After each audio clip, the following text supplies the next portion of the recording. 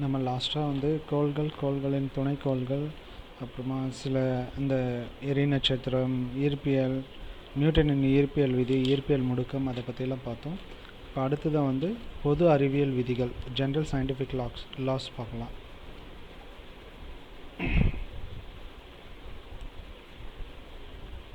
ஆற்றல் அழிவின்மை விதி. ஆற்றலை ஆக்கவோ அழிக்கவோ முடியாது. ஒரு ஆற்றலை நம்ம கிரியேட் பண்ணவும் முடியாது, இது பண்ணவும் முடியாது. ஒரு வகை ஆற்றலை மற்றொரு வகை ஆற்றலாக மட்டுமே மாற்ற முடியும். எந்த ஒரு ஆற்றல் மாற்றத்திலும் மொத்த ஆற்றலின் அளவு மாறாமல் இருக்கும். எவ்வளோதான் ரியாக்ஷன் இது நடந்தாலும் அதனுடைய ஆற்றல் வந்து எப்போவுமே அளவு வந்து மாறாமல் தான் இருக்கும்.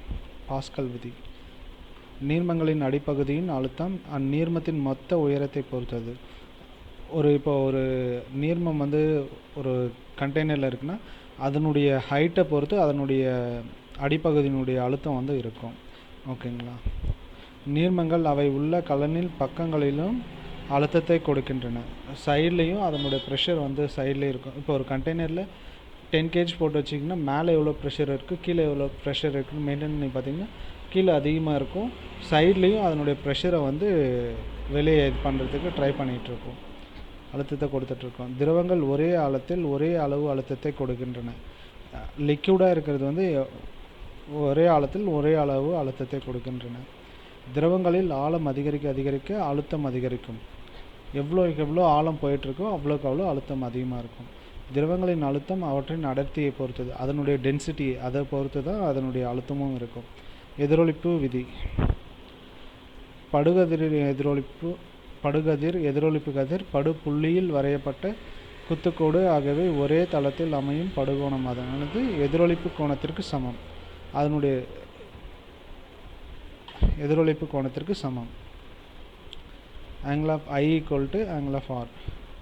I வந்து படுகோணம், R வந்து எதிரொலிப்பு கோணம். ஆர்க்கிமிடிஸ் தத்துவம். ஒரு பொருள் பாய்மத்தில், திரவம் அல்லது வாயுவில் தங்கு தடையின்றி மூழ்கி இருக்கும்போது அது இழப்பதாக தோன்றும் எடை வெளியேற்றப்படும் பாய்மத்தின் எடைக்கு சமமாகும். ஒரு பாய்மத்தில் வந்து திரவமோ வாயுவோ இருக்கும்போது அதுக்குள்ளே மூழ்கி இருக்கும்போது அது அதனுடைய எடை வந்து இல்லாத மாதிரி தெரியும். ஆனால் அது வந்து அது வெளியேற்றின பாய்மத்தினுடைய எடைக்கு சமமாக இருக்கும். மிதவை விதிகள். மிதக்கும் பொருளின் எடையானது அதனால் வெளியேற்றப்படும் திரவத்தின் எடைக்கு சமம். மிதக்கும் பொருளின் ஈர்ப்பு மையமும் வெளியேற்றப்படும் திரவத்தின் ஈர்ப்பு மையமும் ஒரே செங்குத்து கோட்டில் அமைய வேண்டும். பாயில் விதி.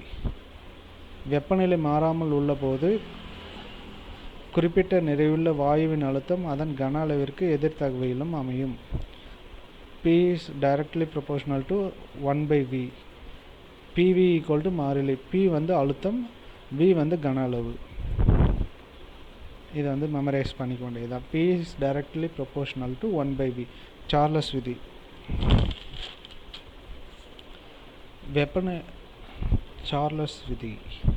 சார்லஸ் விதியில் 2 லா இருக்குது. அதில் வந்து அழுத்தம் மாறாமல் உள்ள போது வெப்பநிலை மற்றும் கன அளவிற்கான தொடர்பை தருகிறது. ஃபஸ்ட்டு வந்து கன அளவு விதி. அழுத்தம் மாறாமல் உள்ள போது குறிப்பிட்ட நிறைவுள்ள வாயுவின் கன அளவு, அதை வந்து Vன்னு வச்சுப்போம், அதன் வெப்பநிலைக்கு Tன்னு வச்சுக்கிட்டா நேர்த்தகவில் அமையும். V is directly proportional to T. V/T equal to constant. அழுத்த விதி. அடுத்தது கன அளவு மாறாமல் உள்ள போது குறிப்பிட்ட நிறையுள்ள வாயுவின் அழுத்தம் அதன் கெல்வின் வெப்பநிலைக்கு நேர்த்தகவில் அமையும். P is directly proportional to T. P/T equal to constant. Doppler விதி. ஒரு மூலத்திற்கும் கேட்குனருக்கும் இடையில் ஒரு சார்பு இயக்கம் உள்ள போது ஒளியின் அதிர்வெண்ணில் தோற்ற மாற்றம் ஏற்படும் நிகழ்வு டாப்லர் விதி எனப்படும். நியூட்டனின் முதல் விதி. இயக்கத்திற்கான முதல் விதி இது. சமமற்ற புறஓசை ஒன்று செயல்பட்டு மாற்றும் வரை எந்த ஒரு பொருளும் தனது ஓய்வு நிலையையோ அல்லது நேர்கோட்டில் அமைந்த சீரான இயக்க நிலையையோ மாற்றிக்கொள்ளாமல் தொடர்ந்து அதே நிலையில் இருக்கும். எக்ஸ்டர்னலாக ஒரு ஃபோர்ஸ் வந்து ஒரு பொருள் மேலே இம்பேக்ட் பண்ணுற வரைக்கும் அது வந்து எந்த ஒரு ரியாக்ஷன் இல்லாமல் அது கண்டினியூஸாக ஒரு ஐடியல் பொசிஷன்லேயே இருக்கும். அதுதான் அது நியூட்டனின் ஃபர்ஸ்ட் லா. நியூட்டனின் செகண்ட் லா வந்து பொருளின் மாறுபாட்டு வீதம் அதன் மீது செயல்படும் விசைக்கு நேர்த்தகவில் அமைவதோடு அவ்விசையின் திசையிலேயே அமையும். F is directly proportional to ma. F equal to ma. F விசை, m ஸ்மால் m வந்து நிறை, a வந்து முடுக்கம். நியூட்டனின் மூன்றாம் விதி. ஒவ்வொரு வினைக்கும் அதற்கு சமமான ஆனால் எதிர் திசையில் செயல்படும் ஓர் எதிர்வினை உண்டு. ஒவ்வொரு விசைக்கும் ஒவ்வொரு ரியாக்ஷனுக்கும் there is an equal opposite reaction அப்படின்னு சொல்லுவாங்கள்ல, அது நியூட்டனின் ஈர்ப்பு விதி. அண்டத்தில் உள்ள ஒவ்வொரு பொருளும் மற்ற பொருள்களை அவற்றின் நிறைகளின் பெருக்கல் பலனுக்கு m1 × m2 நேர்த்தகவையிலும் இடைத்தொலைவின் இருமடிக்கு r² எதிர்த்தகவையில் அமைந்து விசையுடன் ஈர்க்கும். F equal to G capital G m1 × m2 divided by d². G equal to மாறிலி, m1 m2 வந்து நிறைகள், d வந்து பொருள்களுக்கு இடையேயான தொலைவு. ஓம் விதி.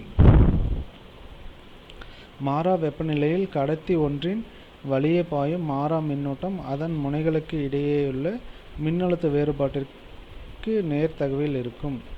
V is directly proportional to I. V divided by I equal to constant. V equal to IR. R வந்து மின்தடை, அதாவது ரெசிஸ்டன்ஸ். V equal to மின்னழுத்தம், I equal to மின்னோட்டம். ஜூல் வெப்ப விதி. ஒரு மின்தடையில் உருவாக்கப்படும் வெப்பமானது குறிப்பிட்ட மின்தடைக்கு அதன் வழியே பாயும் மின்னோட்டத்திற்கு இருமடிக்கு நேர்த்தகவிலும், அதாவது I², இருமடினா I² நேர்த்தகவிலும், குறிப்பிட்ட மின்னோட்டத்திற்கு மின்தடையாக்கியின் மின்தடைக்கு Rக்கு நேர் விகிதத்திலும் இருக்கும். மின்தடையாக்கியின் வழியே பாயும் மின்னோட்டம் பாயும் நேரத்திற்கு நேர் விகிதத்திலும் இருக்கும், அதாவது ஸ்மால் tக்கு நேர் விகிதத்தில் இருக்கும். H equal to I² into R into T. அதாவது H வந்து வெப்பநிலை, அதனுடைய ஹீட்டு, I equal to மின்னோட்டம், R equal to மின்தடை ரெசிஸ்டன்ஸ், T equal to நேரம், அதாவது செகண்ட்ஸ். ஃப்ளெமிங் இடைக்காய் விதி. இடைக்கையின் கட்டை விரல், சுட்டு விரல், நடுவிரல் ஆகிய மூன்றையும் ஒன்றுக்கொன்று செங்குத்தாக வைக்கவும். சுட்டு விரல் காந்தப்புலத்தின் திசையையும் நடுவிரல் மின்னோட்டத்தின் திசையையும் குறித்தால் கட்டை விரல் வந்து கடத்தி இயங்கும் திசையை குறிக்கும். இதுதான் அதன் படம். அந்த மோஷன் வந்து தம் ஃபிங்கரை ஷோ பண்ணும். அடுத்தது வந்து சைட் ஃபிங்கர் வந்து அந்த ஃபீல்டு, ஓகேங்களா. மிடில் ஃபிங்கர் வந்து கரண்ட்டு, அதனுடைய டைரக்ஷனை மென்ஷன் பண்ணும். அதுதான் ஃப்ளெமிங்கினுடைய இடைக்கை விதி. ஃப்ளெமிங்கின் வலக்கையின் சுட்டு விரல், நடுவிரல், பெருவிரல் மூன்றையும் ஒன்றுக்கொன்று நேர்குத்தாக வைத்தால் சுட்டு விரல் காந்தப்புலத்தின் திசையையும் பெருவிரல் கடத்தி இயங்கும் திசையையும் குறித்தால் நடுவிரல் தூண்டு மின்னோட்டத்தின் திசையை குறிக்கும். இதுதான் பெருவிரல் வந்து மோஷன் இருக்கிற டைரெக்ஷனையும், சைட் ஃபிங்கர் வந்து ஃபீல்டு இருக்கிற டைரெக்ஷனையும், மிடில் ஃபிங்கர் வந்து கரண்ட்னுடைய டைரெக்ஷனையும் குறிக்கும். அவ்வளோதான். இது லானுடைய ஜென்ரல் சயின்டிஃபிக் லாக்ஸினுடைய ஒரு ஆஃப் பார்த்துருக்கோம். இன்னொரு ஆஃப் வந்து அடுத்த இதில் பார்ப்போம், கண்டினியூ பண்ணுவோம். அடுத்த இதில் வந்து ஒளிவிலகல் விதி, ஸ்னெல் விதி, வெக்டர்களின் முக்கோண விதி, நேர்கோட்டு உந்த அழிவின்மை விதி,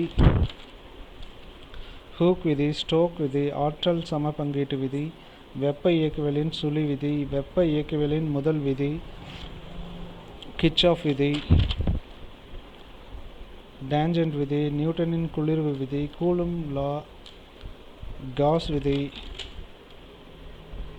பாரடேயின் மின்னார் பகுத்தல் விதிகள், மேக்ஸ்வெல்லின் வலக்கை திருகு விதி, ஆம்பியரின் சுற்று விதி, ப்ரூஸ்டர் விதி, மோஸ்லே லா, ஒளியின் உமிழ்தலின் விதிகள், இதை எல்லாத்தையும் அடுத்த வீடியோவில் பார்ப்போம்.